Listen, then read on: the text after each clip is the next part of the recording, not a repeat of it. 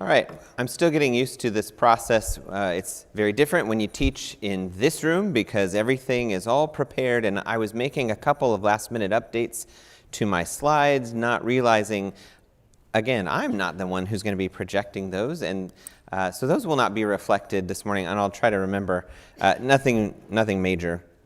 But if you have a lesson book, we're going to be in Lesson 4 today and Wednesday. We're about 2/3 of the way through the book of Joshua, so we'll be beginning around chapter 14. We're going to go chapter 14 through 18 and finish that this week. So, on with what we've got here. I wanted to just review briefly and just kind of get a running start. So we're going to back up a little bit and review briefly what we studied with Aaron the last couple of weeks. So the children of Israel have come up. They've been out of the land of Egypt now for over 40 years. They wandered in the wilderness, and before they enter into the land to possess it, God showed Moses from the top of Mount Nebo. God showed Moses the promised land as a mercy and as, I would imagine, as a closure of that promise that he made, that he would in fact do what he said he would do. So he showed Moses the land. Moses passes away up there. There are some other details that we will also notice. And so then they go and they begin to the conquest of the land. And sometimes I think we forget that the conquest of the land didn't start with Jericho. It didn't start on the western side of the river. They actually had already captured land on the east side of the river, because who do we know? Which tribes are over there on the east side? Who remembers? Yeah, Reuben, Gad, and the half-tribe of Manasseh, which we might later refer to as East Manasseh. And so that happens before we get to Jericho, before we cross the river. When they cross the river, we talked about that last week a little bit. They crossed the river. We went through Jericho. So we talked about what happened, how they took Jericho, and then there's Ai. And so what happened at Ai?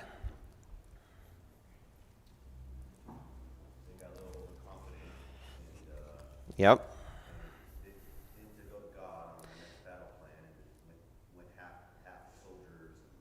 Yeah, so a couple of things.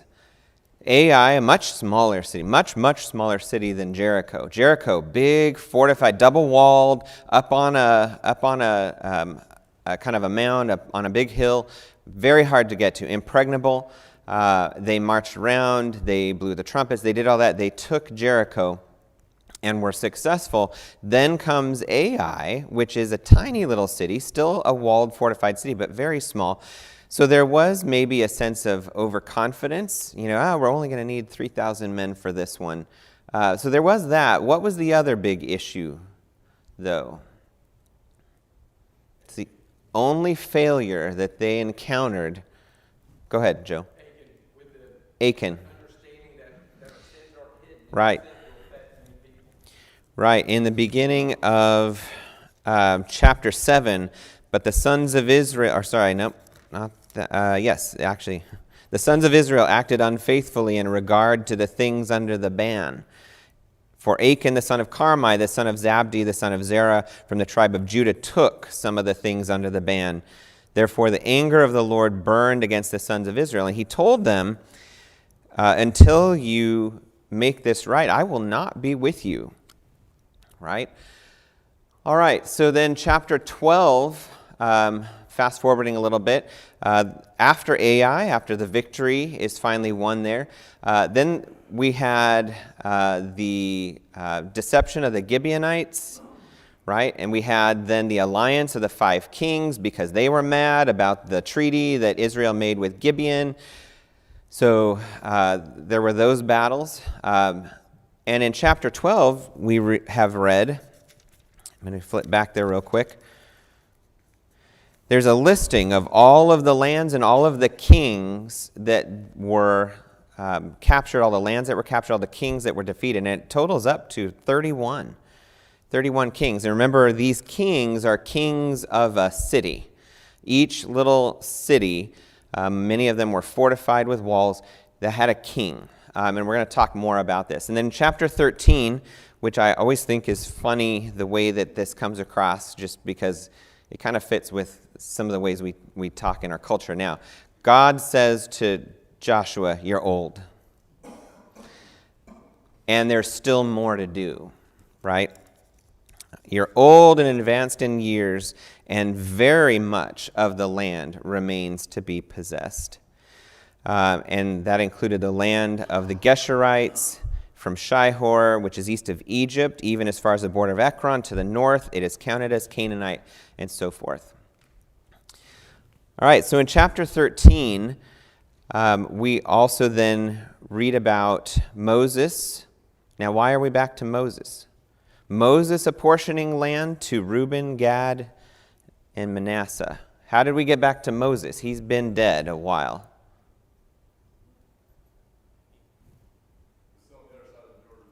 Okay. Maybe. Yes. When did Moses do this? We didn't get Moses out of the grave to come and apportion it. This is something that had happened long before. And we can look back in, and probably it's in my notes if I look,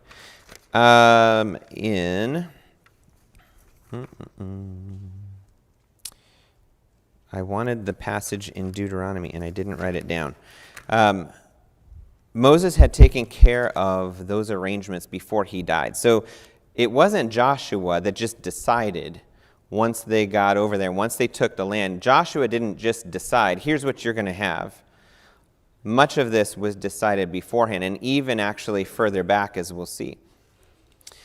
The land east of the Jordan, the tribes of Reuben, Gad, and Manasseh, which was a huge tribe, they liked that land because they had a lot of animals, right? They had a lot of animals. The land is good for animals. And so they might have been tempted to stay there on the east side of the river before everyone else crosses over to take the rest of Canaan. What was the arrangement that had been made? That's right. You can have this land, but make sure that you come and you fight with your brethren to take this land. And they agreed they would do that. All right. How big is that? Not huge, but I've broken it up on later slides. But this is just an overview map of the land. And so here they are. There's Mount Nebo right there. And so there they are at the beginning before they cross over. Here is all the land that they had already captured before they crossed over the Jordan. And there's even, I'll give you the website, but it lists some of the names of the cities and names of the kings that had been conquered before that time. And then they all gather here, and then right there is Gilgal. And we know that that's really the epicenter of where a lot of this book takes place. We'll see this again. There's some other interesting information here that you can look at that map if you go online and look at it in detail. I believe this one is I'll have to look. If I didn't list it, I'll look. Remember too, and we saw a drawing kind of like this in the first week. Remember what the topography of the land looks like. So this is as though you were standing at the extreme southern end of the land, looking directly north. You'd be looking kind of north over the Dead Sea, looking north, and the land on the east side is very high desert plains, and then you've got this amazing, very, very deep dip. This is the deepest rift valley on land on earth. And so you've got the Dead Sea way below sea level, and you've got Jericho high up, but still actually below sea level, according to this anyway. And where's Jerusalem? Way up there. So think about those passages where it says, and they went up to Jerusalem. That's because they literally went up to Jerusalem. Jerusalem's on the top of this ridge here that runs up the country. And then you've got this kind of leveling off of this coastal plain, which was more fertile. That's where the rain fell. It's where things grew. And there's a lot of land there. But remember how difficult that would be to go from over here down to the river, cross the river, and start climbing back up. This is some pretty extreme elevation. So just keep that in mind as well. All right, that's too small for me to read back there. I wanted to talk about some other evidence that we have for some of these events. And this is something that I found from online. Who are the Habiru of the Amarna letters? Who's heard of the Amarna letters? Anyone know a lot about the Amarna letters? Good. That'll make me look like a real expert. All right. While the title of a Canaanite chieftain was man, that was his title, Awilu, man with legal status of such and such a city-state, and his appointed office under an Egyptian overseer, a Rabisu, an official, was that of mayor. So his title, his official title, leader of a Canaanite city, was basically mayor.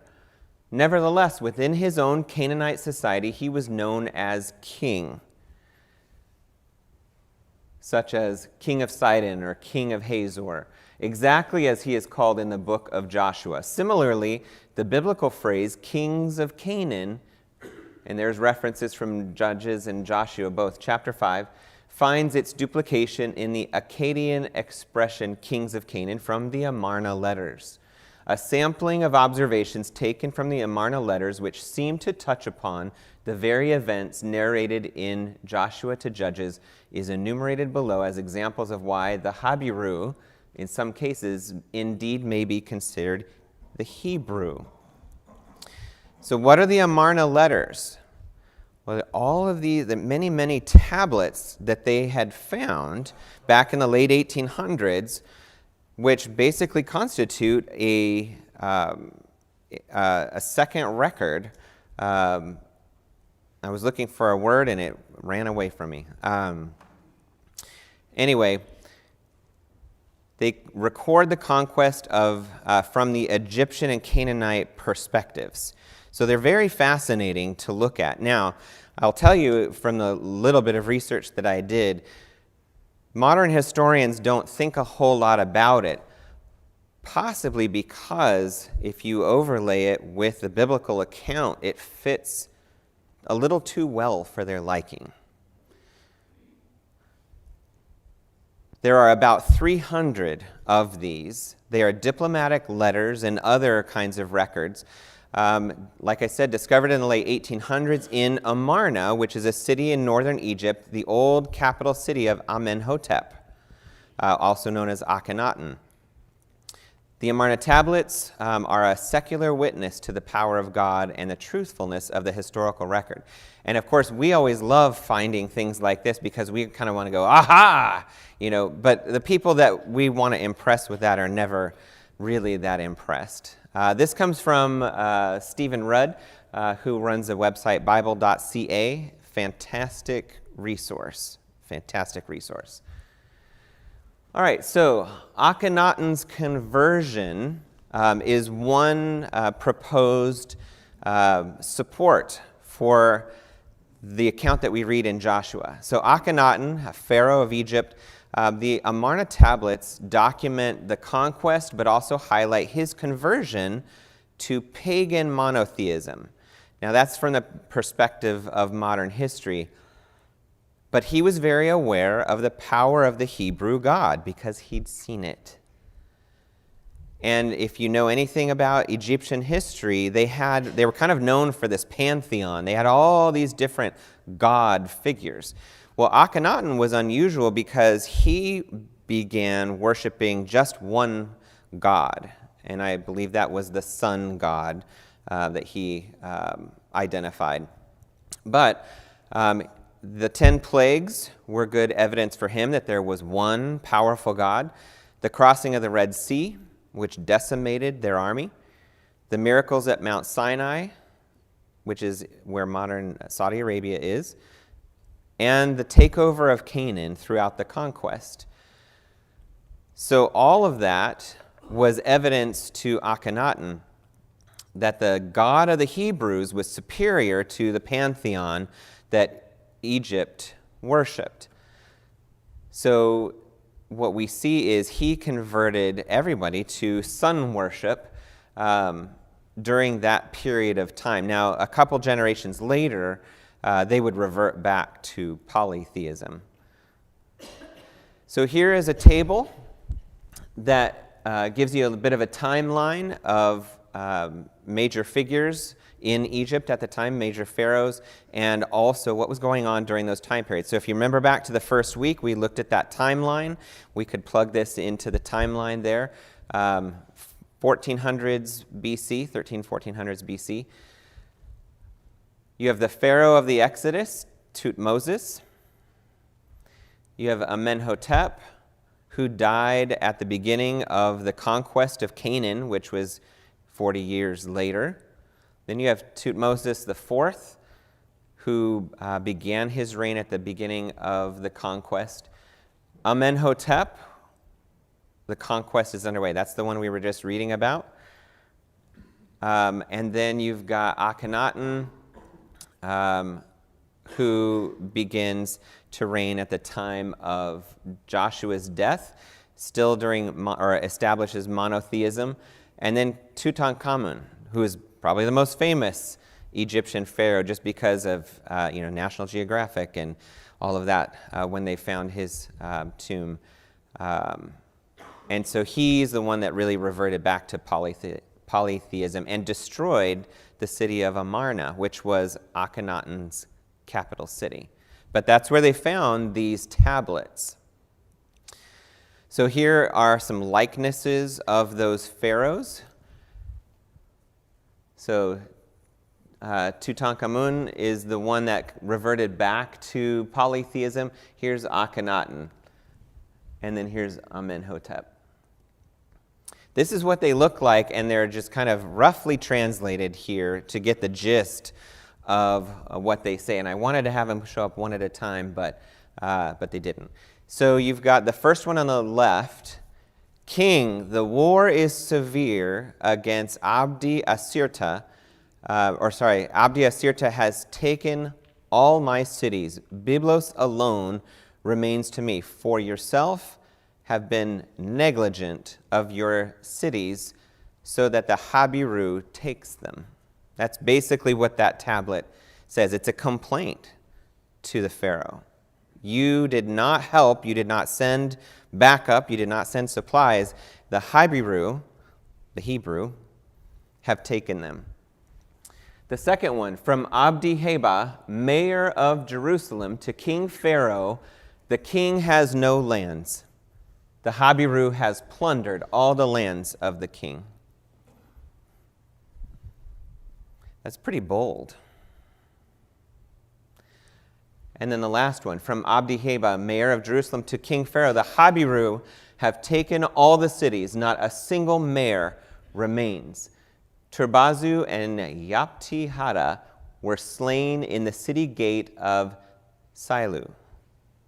Habiru killed Zimreda of Lachish. The king did nothing. Why? Isn't that fascinating? I just think that is such an interesting glimpse into the conquest from the other perspective, the perspective we don't always think of. I also think that it's interesting because we don't necessarily always appreciate, or at least I don't, and I think it might be, on this slide, or the next one, that, let me blank that for a second. When they went into this land to conquer it, this was not This was not an unadministered land. When they go into Canaan to capture it and take it over, this was not just a loose collection of completely unrelated governments. Who was the major world power at the time? It was Egypt. Egypt was the major world power then, at least in that part of the world. And all of Canaan was under Egyptian administration. It was all part of and covered under Egyptian government. And so there were those, we read about those Egyptian administrators, basically, who were in place to oversee all of these mayors, right? They had them deputized, basically. What system does that sound like? What kind of governmental system? Do we see another nation that has a system set up like that? Rome. To me, that sounds a lot like the Roman model, right? But that wouldn't come about for over 1,000 years later. But to me, that sounds very much like the model that the Romans had, right? You've got client kings, you've got governors, you've got some of them, they're kind of the people, but they are loyal to, they're loyal to Egypt. And that is a context that we don't often see clearly in the narrative, like in Joshua. We can read about exactly what happened, but I think this is helpful to know that there's this other context that these accounts are set within. And so this gives you an idea about how all of those cities were maintained and how all of those governments were maintained. All right, so the Hebrew conquest under Joshua takes 8 years to complete. From the time they arrive and Moses dies, they conquer the lands on the east, settle those first 2.5 tribes, and then they move across. But it wasn't until 1404 BC that they begin the conquest of southern Israel. So this was another argument that I read about whether the Amarna letters were accurate or not, or whether we could use them to understand the biblical account. And I think that we can. Stephen Rudd, who maintains that website, and others maintain they've almost purposefully, perhaps, or they suggest, they purposefully numbered the Amarna tablets in almost a reverse order to keep it from lining up. But if you take that out of the equation and line up those accounts, they do support the biblical account. And Joshua started in the south. When they conquered Canaan, they started in the south, and then they went to the north. So you can line up the Amarna tablets that way, and it makes great sense. Something else to keep in mind, Aaron was still around. So we don't read a lot about Aaron, but Aaron was still around. He died on the first day of the 5th month of the 40th year of the wilderness wandering. So that was summer of 1407 BC. So they mourned for Aaron for 30 days, and then the people leave Mount Hor, defeated the Transjordan nation. Transjordan just means the east side of Jordan. And they mourn Moses for 30 days. And then they cross the Jordan on the 10th day of the 1st month of the 41st year, spring of 1406. 4 days before the 41st Passover, which was exactly 40 years to the day they left Goshen. And they started at that time counting sabbatical years. Remember, every 7 years there was a Jubilee year. That's when they started counting that. And you can look at those references there, Numbers chapter 33, chapter 20, Deuteronomy 34, Joshua chapter 4, and chapter 5. This is the slide that I thought was a little bit sooner. That's okay. So the ruling power is Egypt, had been for a very long time. And, think back, 400, 500 years before, where did Jacob send his sons for food during the time of the famine? And that was the time that Joseph was in Egypt, right? Egypt was a major power. Already was before Joseph. Even stronger after Joseph. So the pharaohs had set up this administration system to keep the land under control, to exact tribute. How do you think, I put this question on there, it occurred to me, how do you think Egypt got so wealthy? When you think of Egypt, and you think of anything you've read in a history book or in the National Geographic or something like that, what do you see? What's the image you see when you think Egypt? What's the next image that flashes in your mind? Gold. Those amazing funerary masks, the effigies, the gold plating, the solid gold emblems and elements, and all the things that they find when they start digging in the sand. You think of gold and you think of rich jewels, and they did not dig that out of the sand. That is not where Egypt got all that. They got it by running other countries, by running other lands and bringing the wealth to them. That's where they got it. All right. This is also, Chase will love this. It's also a great reminder that real estate is really important. All right, so here's a close-up image of part of that map. There over here in the plains of Moab, you've got Mount Nebo, Mount Pisgah, Mount Peor, right? And so this is the area where God took Moses. It's the area, Mount Nebo is where Moses died. And here's where they cross over the river. They camp here at Gilgal. And then there's Jericho, and there's Ai. And this is not very far. It's not a long distance away. But that's where they are. Reuben, Manasseh is up here, half tribe of Manasseh, and Gad. They have set up all of their families. They've set up their places for their animals and things like that over there on the eastern side of the Jordan River. All this is basically done. All that's basically captured already. And then they cross over, and there's Jericho and Ai and so forth. All right. There's the northern part of the map, so you can see how far up that goes. More map. Okay. I'm going to keep going. All right, so chapter 14, verses 1 through 5, we see the beginning of the apportionment of the land to the 9.5 tribes that were on the west side of the Jordan. How did they decide? How was it decided? Who gets what? By lot. But also, Moses had given instructions. So imagine as they are traveling, as they're wandering for 40 years, at least some of the faithful ones anyway, who remember, they know what they've been promised. There's already an idea. It wasn't all just decided at the last minute. There was an idea of what had been promised beforehand. So Moses had given instructions, and see if I put it in here. Nope, I don't want to go there yet. Let's see.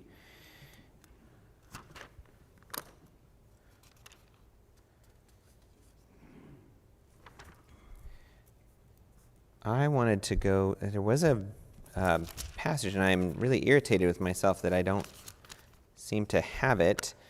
I'll have to look for it. I'll see if I can find it before Wednesday.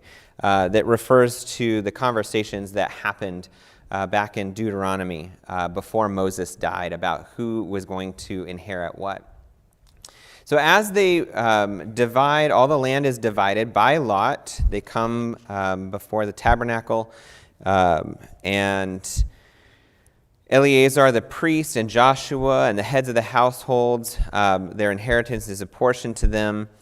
And let's see. We begin with, in verse 3, but he did not give an inheritance to the Levites among them. Now there's a couple of times where this is mentioned a little bit later on, but why is that the case? Why does Levi not have a territory? Yeah, Hunter? Verse 33 of the prior chapter says that the Lord God is his heritage. That's right. God is their inheritance. And so we know that he's going to take care of Levi differently. He has a special role for them. So Manasseh, on the east side, has already given some cities and pastures for the Levites that are among them. And we also know there were cities of refuge that were included in those cities, right? And then in verses 6 through 15, we read about Caleb, right? And who's Caleb again? He's one of the original spies, one of the original 12 spies that Moses sent into the land to survey it and bring back a report. And remember, they brought back the grapes. But what did they say? What did the 10 spies report? They're big. They are big. They are mean-looking, scary. We consider ourselves grasshoppers in their sight, and so we are to them. Right there, you have a big clue about everything that happens after that. Big clue. We consider ourselves grasshoppers in their sight. That was the seed of their failure right there. Caleb and Joshua had a different report. What did they report? Let's go. God will certainly deliver them into our hand. Well, they went with the popular vote and not the wise vote. And hence then God said, all right, y'all turn around and you're going to march for 40 years. You're going to wander. In the wilderness, everyone dies during those 40 years. Every single person dies except two. Joshua and Caleb. Moses was among the last, but he died in the wilderness. Aaron, among the last, but he died in the wilderness. Now, fast forward, Caleb's still around, and Joshua is there. They are the two oldest men in the entire nation. The two oldest men. Caleb comes to Joshua after these 40 years of wandering and 5 years already of fighting and conquering. And he says, don't want to go that far yet. What does he say? Chapter 14, verse 10. He has come and he reminded Joshua of what Moses swore to him. Surely the land this is verse 9, on which your foot has trodden shall be an inheritance to you and your children forever, because you have followed the Lord my God fully. And now behold, he says, the Lord has let me live, just as he spoke, these 45 years from the time that the Lord spoke this word to Moses, when Israel walked in the wilderness. And now behold, I am 85 years old today. I am still as strong today as I was in the day Moses sent me. As my strength was then, so my strength is now, for war and for going out and coming in. Now give me this hill country about which the Lord spoke on that day. For you heard on that day that Anakim were there, with great fortified cities. Perhaps the Lord will be with me, and I shall drive them out, as the Lord has spoken. So Joshua blessed him and gave Hebron to Caleb the son of Jephunneh for an inheritance. Therefore Hebron became the inheritance of Caleb the son of Jephunneh the Kenizzite until this day, because he followed the Lord God of Israel fully. Now what did they used to call Hebron? What was its name before it was Hebron? What did they call it? It's in the next verse. Kiriath Arba. Well, why did they call it that? That's also in there. For Arba was the greatest man among the Anakim. Then the land had rest from from war. All right, so who are the Anakim again? The sons of Anak. And remember, in Hebrew, if you want to pluralize something, usually you just put like im on the end, like cherubim, plural cherub, or Anakim. Who are the sons of Anak? Those are the giants. Those are the big, mean, scary people, right? And we read last week with Aaron, at the battle of the 5 kings, I believe it was, there were Anakim fighting, right? They had come from their cities. They destroyed all of them except for the ones that lived where? Do you remember? Gaza and Gath. And who do we know was big and scary and came from Gath? About 400 years later, Goliath, right? So it's interesting to see that thread throughout. So those are the sons of Anak, and the children of Israel described them as sons of the Nephilim. That was another descriptor. Now, that doesn't necessarily mean they literally were, but maybe they were. But who were the Nephilim? Just to get an idea of what they thought of these people. Genesis chapter 6, and the Nephilim were on the earth in those days. And who were the Nephilim? Men of old, men of renown. They were when the sons of God married the daughters of men. It's not something we think a whole lot about, but there were people on the earth that they knew about. Now, they weren't there after the flood, supposedly, right? Because there was only 8 people on the ark. We don't know that any of them was big and scary like sons of Anak, right? But there was a race of people that had this reputation. All right, so you can look at Joshua chapter 11, the sons of Anak. In verse, let's see. Nope, we already said that. We already did that. And here is where Hebron, Kiriath Arba, is. So Caleb comes to Joshua. They're up here, presumably, at Gilgal, and he says, give me that hill country place. That's where I want. That's where I want to be. I know there's Anakim there. Maybe God will take care of that for me. I'm ready to go.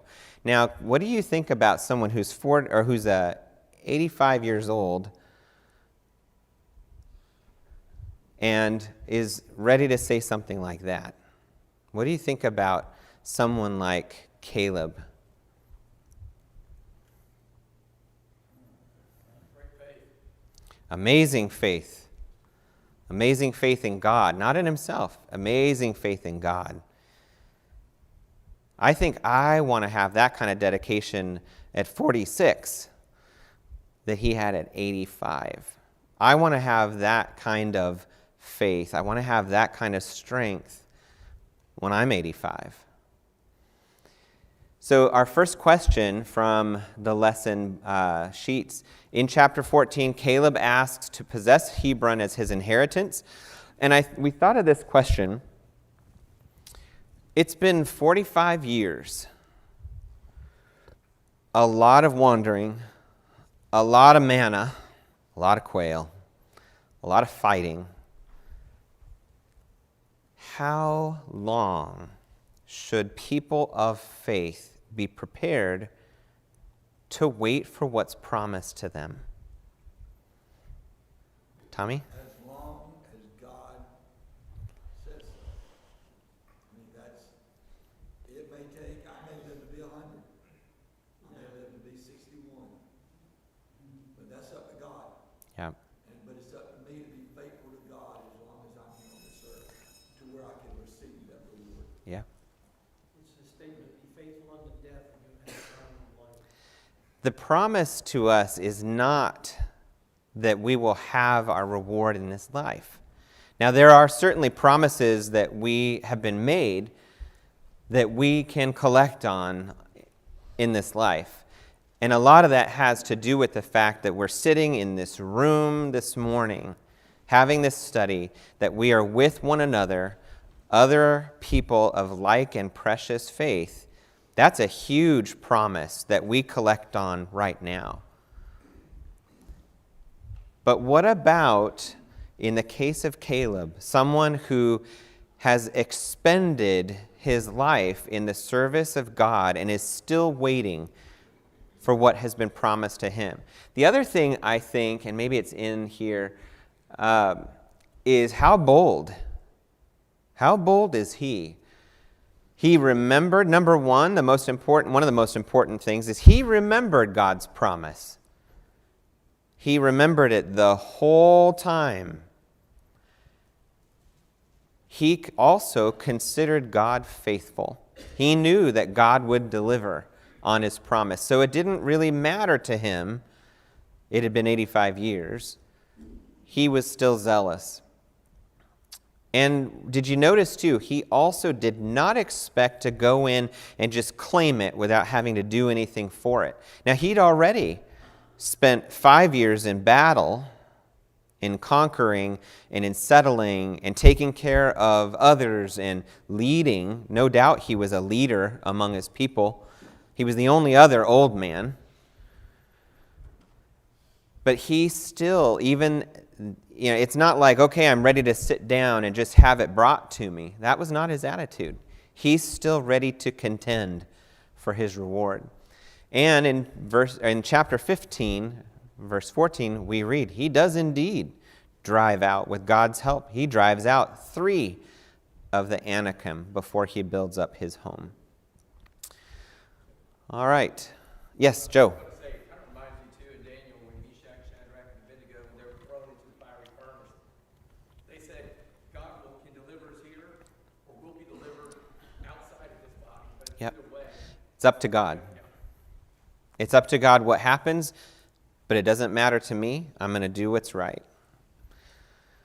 I think it's also interesting that we see in this verse, in verse 15 of chapter 14, the end of the chapter, then the land had rest from war. I think that's fascinating too. Not everything is done, but the land had rest from war. All right, in chapter 15, we'll go until we have to stop here in a minute. Verses 1 through 12 just details all of the lands that Judah gets. What's significant about Judah?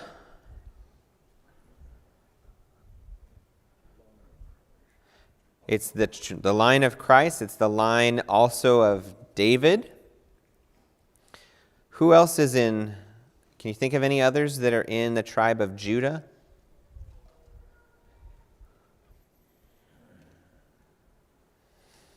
Well, Rahab married in at some point because she's in the line of Judah. Who else is in the lineage? Solomon, right? There's many, many important figures who are in the tribe of Judah. It's also where Jerusalem is, correct? Is that right? Look at my map. In verses 13 and 14, we read again, Caleb claims Hebron. Verse 15, Caleb goes to Debir, also formerly known as Kiriath Sefer. Kiriath, as far as I can tell, just means like city of. And in verse 16, Caleb offers his daughter, Aksa, as a wife to whoever will go in and capture Debir, which is a neighboring city there in the territory. Now, if you were Aksa, what do you think about Dad? She didn't get to ask. She didn't get to probably think a whole lot about it. And honestly, she probably didn't think a whole lot about it the way we would, because it was a completely different culture and value system at the time. That's more the way things were done. She might have been thinking, man, I hope whoever it is, I hope he's good looking. Right? I hope he doesn't have skinny arms. Or I hope he doesn't smell. I hope it's somebody really good. We'll pick up there on Wednesday. But if you have the opportunity, please do read chapter 15 through chapter 18. At least read through briefly for familiarity, and we'll go through that on Wednesday. Thank you for your attention.